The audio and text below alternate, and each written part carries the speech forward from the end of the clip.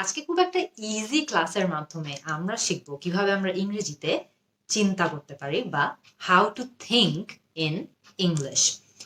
চারটা step.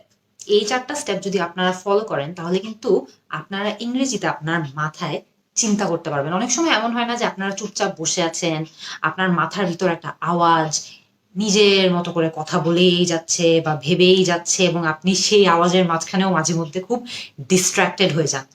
What if আমি আজকে আপনাদেরকে বলি যে সেই আওয়াজটাকে, যে মাথার ভিতর যে আওয়াজটা আছে, সেই আওয়াজটার হেল্প নিয়ে বা সাহায্য নিয়েও আপনারা ইংরেজি শিখতে পারবেন।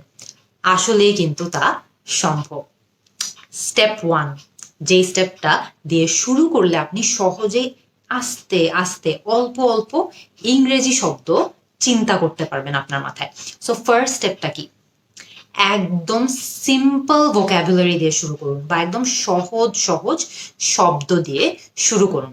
মনে করেন আপনি বসে আছেন, আপনার সামনে একটা চেয়ার। That's a chair. এই সিম্পল জিনিসটা, এই সিম্পল বাক্যটা আপনার মাথায় রাখুন, সিম্পল বাক্যটা চিন্তা করুন। অথবা আপনার সামনে একটা টেবিল আছে, দ্যাটস আ টেবিল, এটা চিন্তা করুন।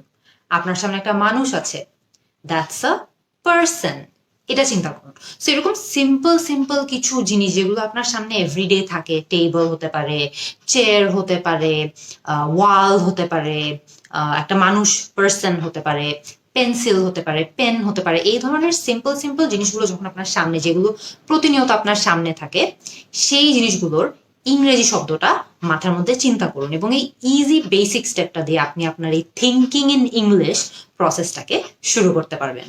স্টেপ টু, এই যে আমরা কিছু সহজ সহজ শব্দ নিয়ে শিখলাম না, যে মনে করেন আপনি চেয়ার নিয়ে চিন্তা করলেন, টেবিল নিয়ে চিন্তা করলেন, পার্সন নিয়ে চিন্তা করলেন, পেন নিয়ে চিন্তা করলেন, পেন্সিল নিয়ে চিন্তা করলেন, মনে করেন এরকম একটা কোম নিয়ে চিন্তা করলেন। এই যে আপনি এত কিছু শব্দ বা এতগুলো শব্দ নিয়ে চিন্তা করলেন, এখন আস্তে আস্তে আপনার মাথায় অনেকগুলো বাক্য তৈরি করা শুরু করুন। কিছু হয়তো একটু সিম্পল বাক্য হবে, কিছু হয়তো একটু লম্বা বাক্য হবে, কিন্তু এই যে জিনিসগুলো নিয়ে আপনি এতক্ষণ চিন্তা করলেন, সেগুলো নিয়ে একটা একটা করে বাক্য তৈরি করা শুরু করে দিন। মনে করেন দিস ইজ মাই কোম, মানে এটা আমার চিরুনি। অথবা দিস ইজ মাই রিমোট, এটা আমার রিমোট। অথবা দিস ইজ মাই ফ্লাস্ক।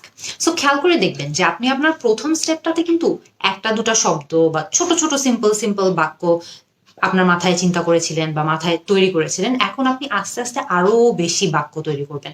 যতগুলো জিনিস আপনার আশেপাশে আছে, যেগুলো আপনি হয়তো বা প্রত্যেক দিনই আপনার আশেপাশে দেখেন, এরকম এভরিডে অবজেক্টস গুলো নিয়ে আপনার মাথায় আরো বেশি বাক্য তৈরি করা শুরু করুন।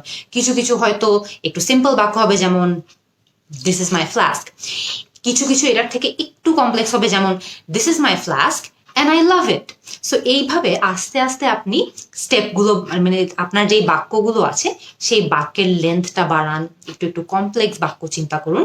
কিন্তু স্টেপ টুতে আপনার গোল হবে যে কিভাবে আপনি যে প্রথমে যে অবজেক্টগুলো নিয়ে চিন্তা করেছিলেন বা জিনিসগুলো নিয়ে চিন্তা করেছিলেন, সেগুলো নিয়ে আস্তে আস্তে বাক্য তৈরি করা। স্টেপ থ্রি, আপনার পুরো দিনটা ইংলিশে প্ল্যান করুন। কিভাবে?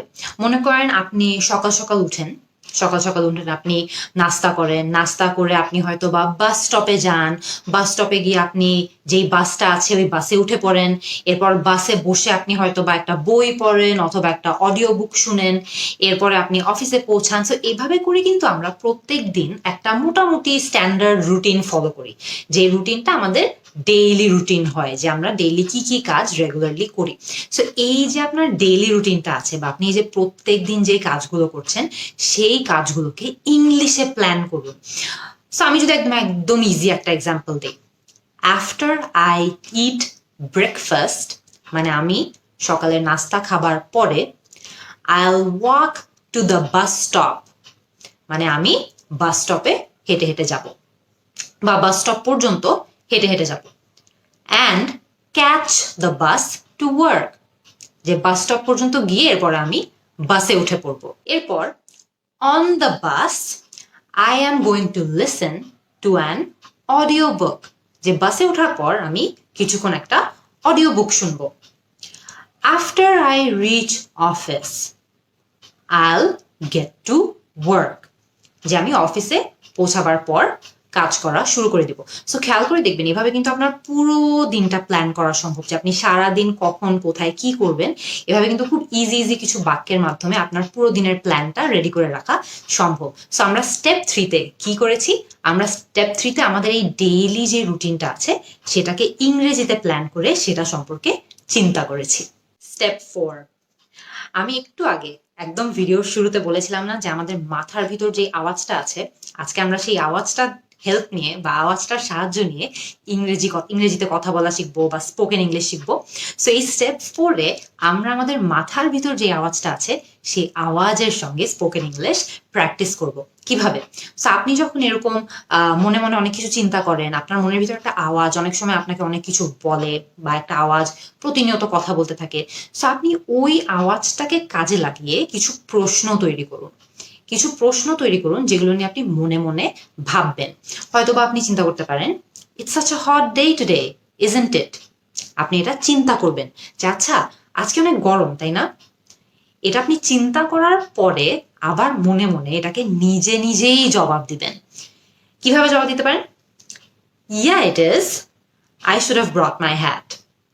সো খেয়াল করে দেখবেন যে আপনি এটা কিন্তু মনে মনে চিন্তা করছেন, আপনি কিন্তু এটা বলছেন না।